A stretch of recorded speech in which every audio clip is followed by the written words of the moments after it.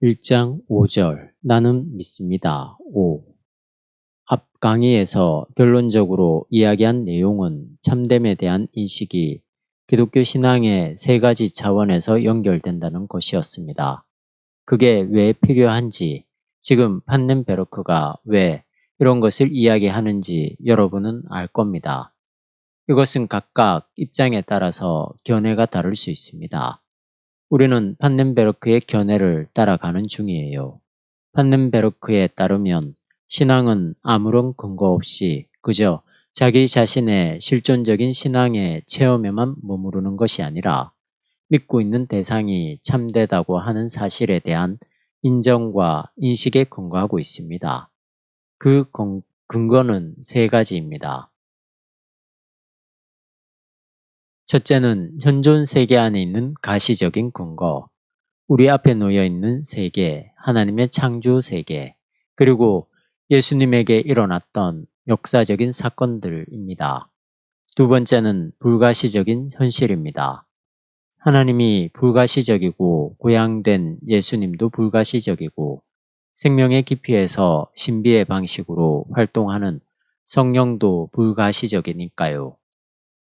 그러한 불가시적 현재의 차원에서도 우리가 옳다고 믿는 이것이 타당성을 확보해야 된다는 것이죠. 세 번째는 의지할 만한 것에 대한 확신을 기대하는 것입니다. 그것은 종말론적으로 우리가 얻게 될 죄의 용서, 존재의 부활, 그리고 영생이라고 했습니다.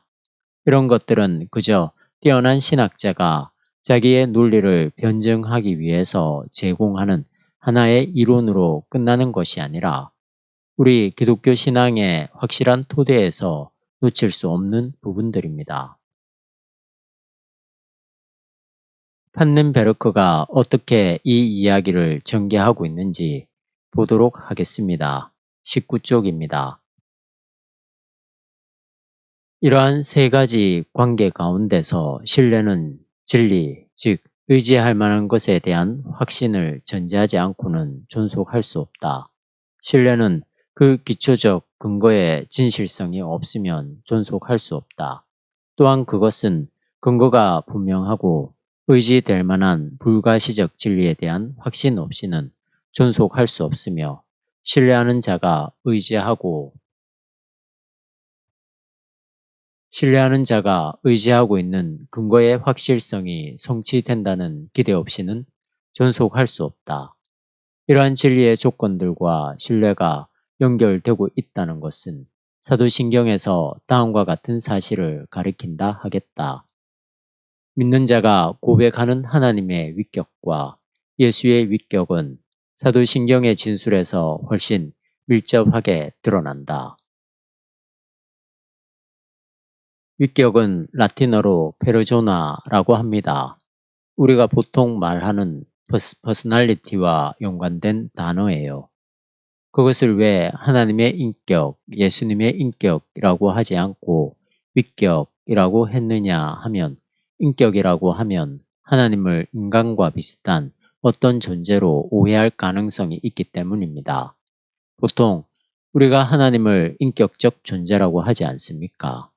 그리고 하나님과 우리 사이가 인격적인 소통이 가능하고 인격적인 하나님이란 이야기를 많이 합니다. 그리고 그런 방식으로 설교를 많이 듣고 성경도 그런 관점에서 많이 읽습니다. 탕자의 비유에 나와 있듯이 하나님이 실제로 말썽을 부렸던 아들이 다시 돌아오기를 기다리는 아버지와 같은 표상으로 비유되거든요.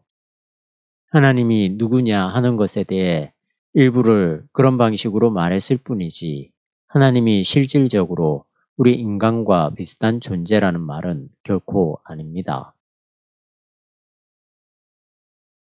인간과 비슷한 존재가 아니다 하는 말은 양면성이 있는 거예요. 한편으로는 하나님의 형상으로 우리를 지으셨기 때문에 우리에게 하나님의 속성이 부분적이라 하더라도 나타나 있는 것은 분명합니다. 이런 말들은 표현이 조금 어려워서 제가 머뭇거리고 있습니다. 이게 오해될 수 있기 때문이에요. 분명히 하나님께서는 당신의 형상으로 우리를 지으셨는데 그 형상이 뭐냐 하는 거죠. 그게 우리 겉모습으로 드러난 것은 분명히 아닌 거예요. 그러니까 자칫하면 많은 사람들이 하나님을 신인 동형 동성론적으로 이해할 수 있습니다. 우리 인간을 더 극대화한 어떤 존재로 생각하는데 그러한 방식으로 하나님을 생각하면 큰 오해입니다. 가장 기본적으로는 그분은 창조자이고 우리는 피조물이기 때문에 여기는 어떤 연속성이 존재론적으로는 가능하지 않다고 봐야죠. 사실은 그러한 관계들을 소상하게 밝혀내기가 힘들어요. 거기에는 학자들의 입장에 따라서 많은 이견들이 나오고 있어요. 이건 죄론과도 연관되는 이야기인데 우리의 타락이 전적인 타락이냐 부분적인 타락이냐에 따라서 우리들에게 하나님의 속성이 남아있느냐 아니냐는 것도 달라지거든요. 만약에 우리의 타락이 전적인 타락이라면 우리에게는 아무런 하나님의 속성이 남아있을 수 없죠. 그러니까 그것은 타락하기 이전에 하나님의 형상이 어떤 거냐 하는 것도 우리는 이미 타락 이후로 전적으로 부패되어 버렸기 때문에 알 수 없습니다. 그러나 완전한 타락이 아니라 부분적인 타락이라고 한다면 우리에게는 약간 파손된 형태이기는 하지만 하나님의 형상이 남아있다고 말할 수 있죠. 그것을 양심이나 선함, 진리 인식 등등의 방식으로 이렇게 저렇게 조금 이야기할 수 있습니다. 이처럼 신앙이 정향하고 있는 하나님은 아버지로서, 전능자로서, 세계 창조자로서 표상되고 동일시된다. 성령은 사도신경에서 그렇게 자세하게 서술되어 있지는 않다. 오히려 니케아 공의회 신조에 훨씬 명백하게 서술되어 있다. 니케아 공의회에서 성령은 예언자들에 의해 언급된 그리고 아버지와 아들과 밀접하게 관련되어 있는 활동가로 일컬어진다. 사도신경에서 예수 그리스도는 독생자 하나님으로 그려지며 그의 지상적인 길을 뛰어넘어 부활, 승천, 하나님의 우편에 앉으심, 그리고 심판자로 다시 오심이라는 일련의 서술을 통해서 그 특색을 드러낸다. 이런 상세한 규정은 예수의 위격을 임시방편으로 기억하고 그것 자체로는 별 무게가 없을 수도 있는 일종의 참고사항만으로 다루는 것이 아니다. 그러니까 이 하나님과 예수의 관계가 밀접하게 사도신경 안에서 설명되어 있다고 하는 겁니다. 무슨 말씀인지 이해하시겠죠?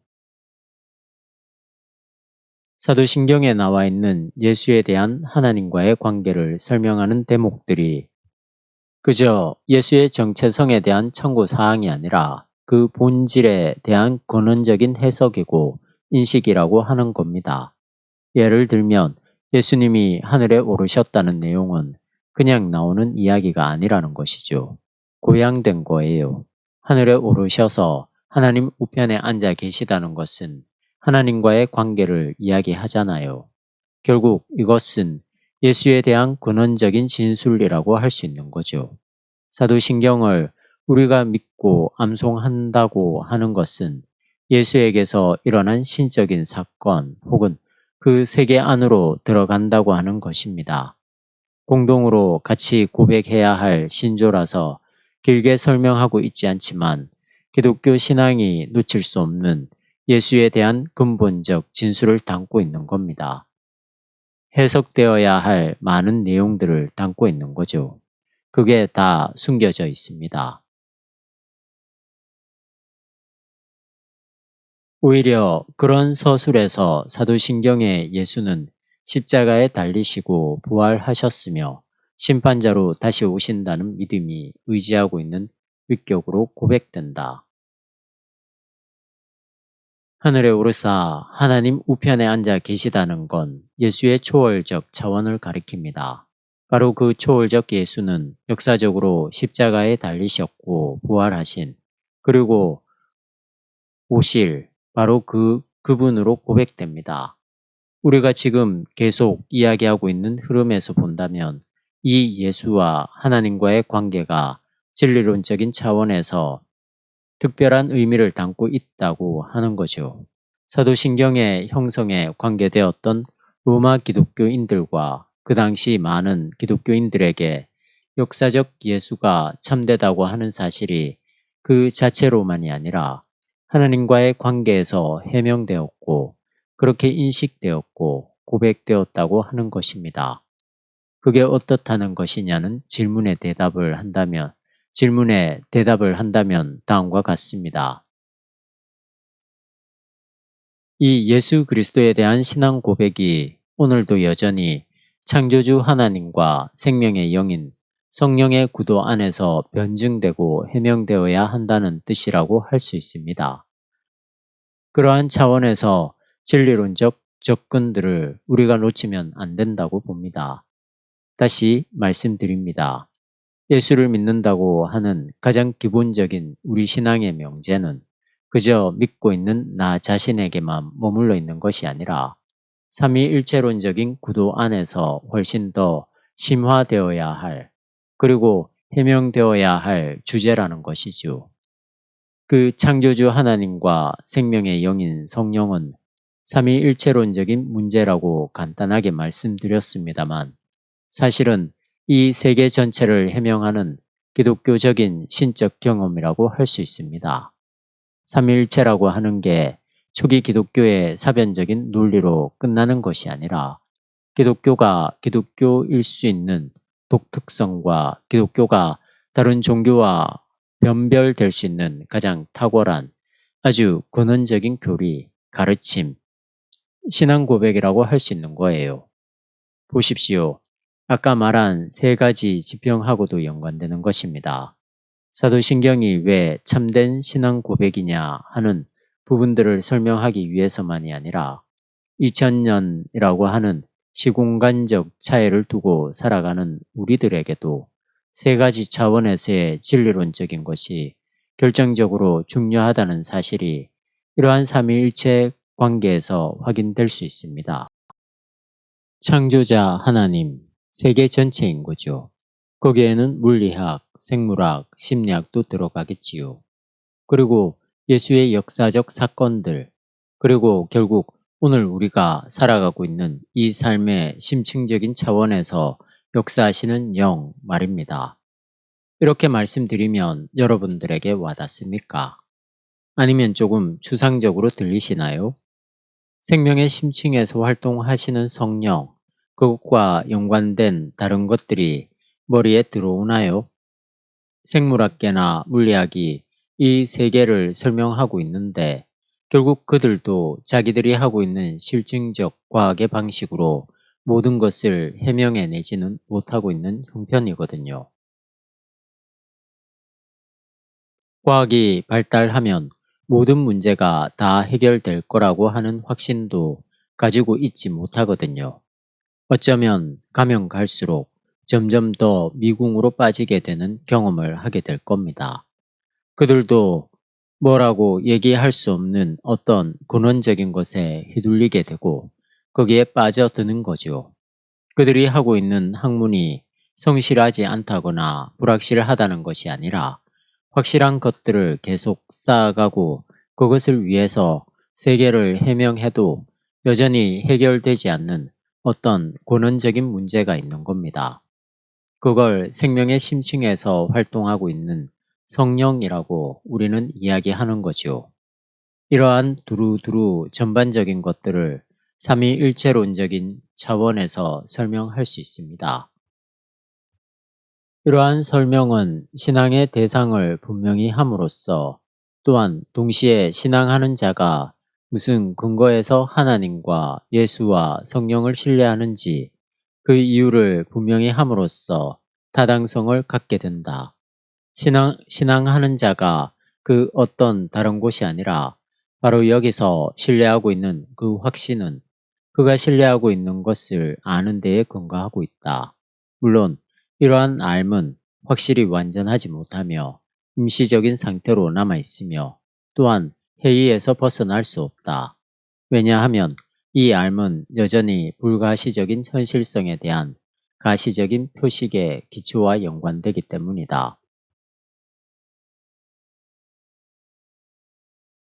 우리가 신뢰한다고 하는 것은 신뢰하는 대상을 아는 데에 근거하고 있다는 거예요. 하나님이 창조한 세상과 그분의 창조 행위를 알아야 되죠. 무엇으로부터의 창조인가를 알아야 되겠지요. 그러나 우리에게 더 근원적인 문제는 그 알미라고 하는 것이 잠정적이어서 회의에서 벗어날 수 없는 거죠. 이건 피조물로서 우리 인간의 인식론적 한계이기도 하고 또 세계가 아직 종말론적으로 완료되지 않았다고 하는 겁니다.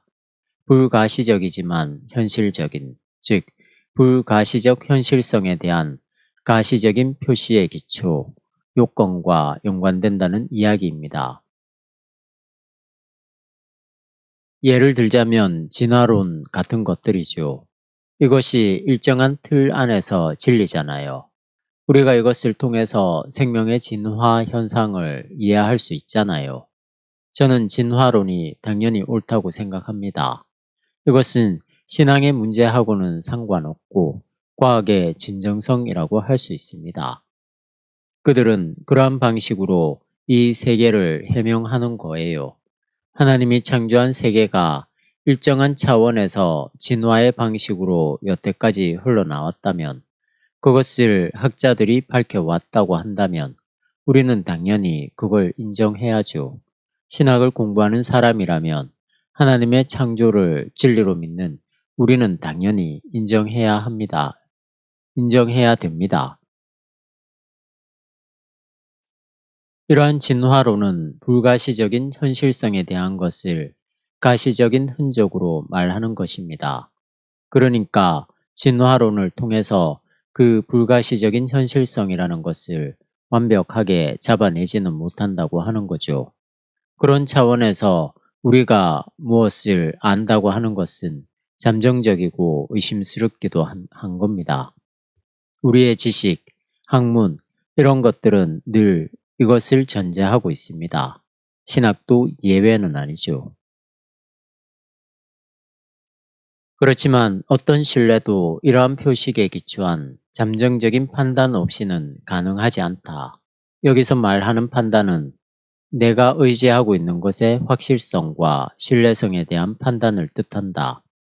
그리고 내가 온전히 신뢰하는 것과의 관계 가운데서 나는 내가 의지하고 있는 그가 혹은 그것이 전체로서의 내 현존을 보증할 수 있고 또한 그렇게 준비되었다는 점을 예상한다. 인간 삶의 불확실성에 직면해서 그리고 삶의 의미가 있는지 아닌지 명료하지 않다는 사실에 직면해서 또한 신뢰에 대한 의존성에 직면해서 인간은 그러한 불확실성의 여러 형태 가운데서 우왕좌왕하거나 자포자기하지 않으려고 모든 불확실성과 해이에도 불구하고 늘 그런 종류의 신뢰를 의지할 준비가 되어 있다. 그러나 신뢰하는 자가 의지하고 있는 것에 대한 신뢰성이 충분한 근거를 가져야 한다는 것은 여전히 불가결한 요소이다. 무슨 말인지 전달되었죠. 유아들은 어머니의 가슴에 안겨서 전적인 신뢰를 경험합니다. 특별히 종교인이 아니더라도 나름대로 그러한 신뢰할 만한 대상들을 갖고 살아갑니다. 그런 것이 없이 인간은 살 수 없습니다. 그것이 돈이 될 수도 있고 아니면 명예의 힘일 수도 있고 아니면 자기의 취미 생활일 수도 있습니다. 인간이 만든 문화와 예술과 이념들의 절대화를 성서는 우상이라고 하는 거지요. 우상도 사람이 신뢰하지 않으면 존재할 수 없다고 하는 아주 근원적인 사태를 설명하는 것이라고 할 수 있습니다. 우상 숭배에도 신뢰가 작동하는 건 분명합니다. 그러한 점에서는 계속 우상과 참된 하나님 신앙 사이에서 논쟁이 일어날 수밖에 없습니다. 우상도 여전히 그게 옳다는 것을 말하려고 하거든요.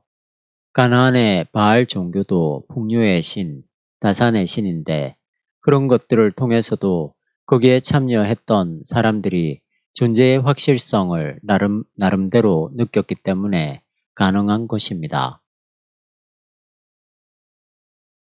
따라서 기독교인들은 예수 그리스도의 아버지가 만물의 창조자이기 때문에 그를 신뢰하며 예수 그리스도가 죽음을 정복했으며 죽음을 뛰어넘어 형성된 공동체를 스스로 보증하고 있기 때문에 그를 신뢰한다. 사도신경에는 아버지 하나님과 아들 예수 그리스도에 대한 항목이 가장 중요하게 나와 있어요.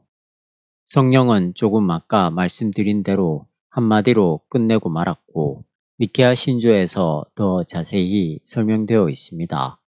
그리고 초기 기독교인들이 하나님 아버지를 그냥 무작정 믿은 것이 아니라 그분의 창조 능력을 믿었고 예수 그리스도도 죽음을 극복한 분으로 믿었습니다. 거기에는 자기들이 그 대상을 옳다, 진리다 라는 확신을 할 만한 근거가 있다고 본 거죠. 여기까지는 무슨 말인지 잘 전달되었죠.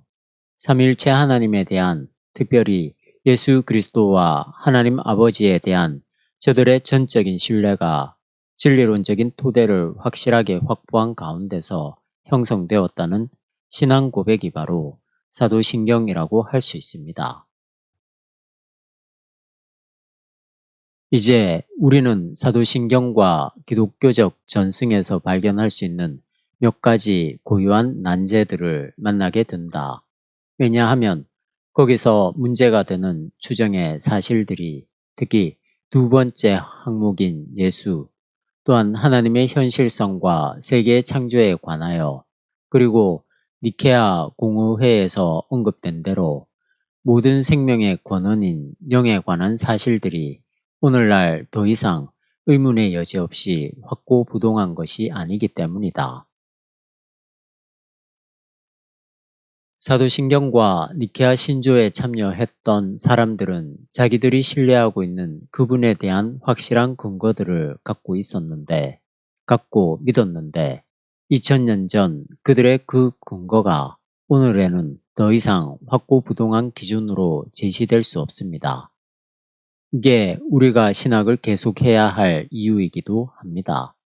창조, 예수의 부활, 그리고 창조 및 예언에 등장하는 영의 활동에 근거해서 삼위일체 하나님을 믿는 대신에 현대 기독교인들이 사실의 사실성을 믿을 수 있어야만 했을지 모른다.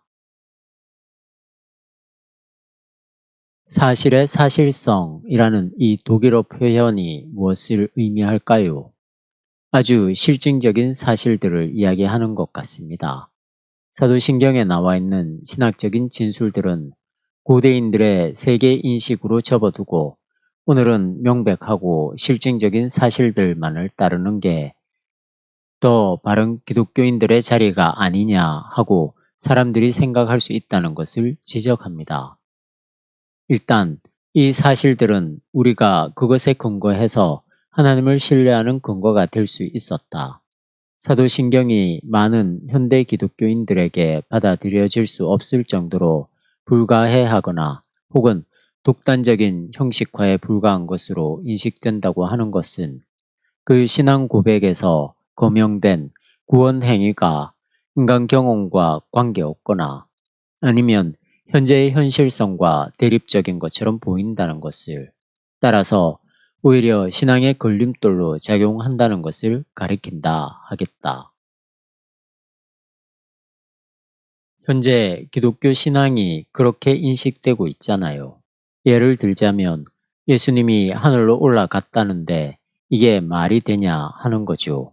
하나님 우편에 앉아 있다는 것이 도대체가 21세기를 살아가는 사람들에게 씨가 먹히는 소리냐는 겁니다. 그런 것을 믿으라고 하면 오히려 신앙의 걸림돌이 되니까 사실의 사실성들에 집중해야 된다는 말이죠. 현대 지성인들이 그렇게 기독교를 이해할 수 있다고 판넨베르크는 분석합니다. 그가 왜 이런 이야기를 하는지에 대해 한마디 짚어야 되겠군요. 판넨베르크 신학의 특징 중에 하나가 실존주의 신학의 극복에 있습니다. 조금 더 크게 보면 칼 바르트의 말씀 실증주의의 극복이기도 합니다. 칼 바르트는 19세기에 있었던 자유주의 신학의 특징들을 극복했다고 하는 점에서 대단히 큰 공헌을 한 사람입니다.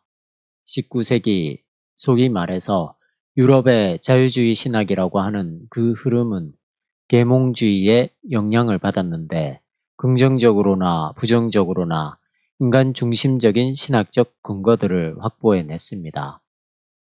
그래서 그들은 인간의 절대 의존 감정을 기독교 신앙의 토대로 삼거나 또는 윤리를 기독교 신앙의 중심으로 외쳤습니다.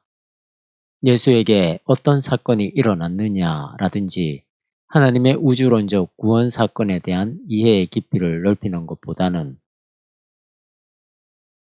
지금 여기서 내가 예수를 어떻게 영접했는가, 그리고서 하나님에 대한 전적인 신뢰, 그 실존적인 신앙 경험을 중심으로 해야 한다. 혹은 인간을 계몽하고 교육하고 윤리적인 인간 삶을 영위해야 된다고 하는 것들을 기독교 신앙의 토대로 놓아야 된다라고 이야기를 하고 있습니다. 슐라이어 마흐나 칸트 같은 사람들의 주장이 바로 그겁니다. 바르트는 그러한 것들은 다 주변적인 것이다. 그런 방식으로 인간을 이해할 수도 없으려니와 그런 방식으로 가는 것은 기독교 신앙의 근본 바탕에서 많이 떨어진 것이고 기독교 신앙은 하나님 말씀에 바로 서는 것이어서 인간이 누구냐를 말하기 전에 하나님이 인간에 대해서 뭐라고 이야기했느냐에 대해서 관심을 기울여야 한다고 주장합니다. 신학의 방향을 인간론으로부터 신론, 말씀론으로 바꾸었다고 할 수 있습니다. 신론은 말씀론입니다. 하나님은 말씀이니까요. 말씀 신학의 강점은 인간의 낙관론으로부터 그것을 해체하고 인간에게 있는 불가능성을 더 깊이 들여다보고 오히려 하나님으로부터의 가능성들을 열어갔다는 것입니다. 그런 것들이 1차, 2차 세계대전과 연관되면서 기독교 신학에서 설득력을 얻게 되는데요. 그건 좋은 점이라기보다 바른 길이라고 할 수 있겠지요. 말씀으로 돌아가자고 하는 거니까요. 이제 바르트에게는 그것이 너무 강조되어서 말씀이 모든 것을 재단하는 기준이 되어버리고 말았습니다. 그러니까 말씀 실증주의에 근거하면 자연과학과의 대화는 무의미한 거예요. 그리고 타종교는 아예 대화의 상대가 되질 않습니다. 물론 바르트 자체가 그렇게 독선적인 분은 아니었어요. 그분이 타종교에 대해서 어떻게 생각했는가에 대해서는 알 수가 없어요. 근본적으로 이야기를 하지 않고 있으니까요. 하나님이 성서를 통해 어떻게 말씀하고 있느냐에 대해 집중할 뿐이지요. 결국 성서가 말하는 기독론 안으로 딱 집중되어서 보편적인 진리에 대해서는 관심을 많이 기울이지 않았습니다. 이것은 극단적으로 인간의 낙관, 계몽, 교육 쪽으로 흘러가서 그쪽으로 떨어졌던 자유주의 신학처럼 또 한쪽의 극단으로 치우쳤다고 볼 수 있습니다. 마치 진자운동처럼 말입니다. 바르트가 극단적인 사람은 아니지만 신학적인 경향으로 본다면 그렇게 볼 수 있지요. 판넨베르크는 불트만의 실존주의 신학을 좀 더 문제가 많은 신학이라고 보았습니다. 바르트와 불트만이 또 어떤 관계에 있느냐 하는 것들은 현대 신학에서 중요한 주제가 되는데 오늘 이 시간에는 거기까지는 나가지 않겠습니다. 본문을 조금 더 읽어보겠습니다. 중간에 다른 이야기를 많이 하느라고 문맥의 흐름을 놓쳤네요. 따라서 오히려 신앙의 걸림돌로 작용한다는 것을 가리킨다 하겠다. 왜냐하면 그 대립적인 것처럼 보이는 요소들이 고유한 신앙의 표현이거나 아니면 중심적 토대로 작용하고 있기 때문이다. 따라서 신앙 고백의 진수를 원래 있던 그 자리에서 벗어나지 않게 하는 것, 그리고 신앙의 인격적인 행위로 되돌아가는 것, 예수에 대한 신뢰와 그의 사랑, 설교에 대한 신뢰로, 그리고 예수가 하나님은 사랑이라고 선포한 하나님에 대한 신뢰로 돌아가는 것이 시급하다. 사도신경에 진술되어 있는 고대인들의 하나님에 대한 표상들, 그 진술들, 삼위일체론적 신앙 고백들, 이런 것들이 때로 오해될 수도 있고, 현대에는 이런 것과 대립되는 새로운 어떤 관점들이 나오고 있다고 하는 것을 명료하게 설명하고 있긴 하지만, 우리가 19세기, 20세기의 신학사주에 대한 전 이해가 없으면 따라가기 힘듭니다. 판넨베르크가 결국 무슨 말을 하려고 하는지는 여러분들에게 전달되었지요. 현대 기독교인들이 걸림돌처럼 생각하고 있는 원래 기독교 신앙의 근본, 바로 이 사도신경이 말하려고 하는 그 핵심의 세계로 들어가야 한다고 하는 거죠. 제 자리를 찾게 하는 것, 벗어나지 않게 하는 것, 그리고 신앙이 인격적인 행위로 되돌아가는 것이 뭘까요? 이것은 하나의 정보로서 아는 게 아니라 영적인 차원에서 일치가 되는 것, 그렇게 이해하면 될 것 같습니다. 인격적이라고 하는 말이 사실은 영적이다 라고 하는 것과도 통하거든요. 사도신경의 내용들을 그냥 흘려보내지 말고 그것이 나타내려고 하는 영적인 차원을 잡으라는 얘기지요. 예수에 대한 신뢰와 그의 사랑 설교에 대한 신뢰로, 그리고 예수가 하나님은 사랑이라고 선포한 하나님에 대한 신뢰로 되돌아가는 것이 시급하다. 그러나 초기 기독교의 경우에 죽은 자의 부활 없는 하나님의 사랑이란 일종의 빈말에 불과했을지 모르며, 또한 예수에게서 현재화된, 그리고 그의 부활에서 밝히 드러난, 그리고 하늘과 땅을 창조했으며 그의 심판을 모든 세계에 임하게 할 하나님의 능력을 의지하지 않은 채 단순히 예수를 신뢰하는 행위에 불과했을지 모른다. 하나님의 사랑은 그저 일반적인 사랑으로가 아니라 초기 기독교인의 경우에는 예수 그리스도의 부활을 전제하는 것이죠. 또 그를 믿음으로 우리에게 임하게 될 부활을 전제하는 것이에요. 그런 것이 없다면 하나님의 사랑은 공허한 관념적인 것이 될 수 있습니다. 그러니까 하나님이 기독론적인 토대에서 해명되어야 한다는 거죠.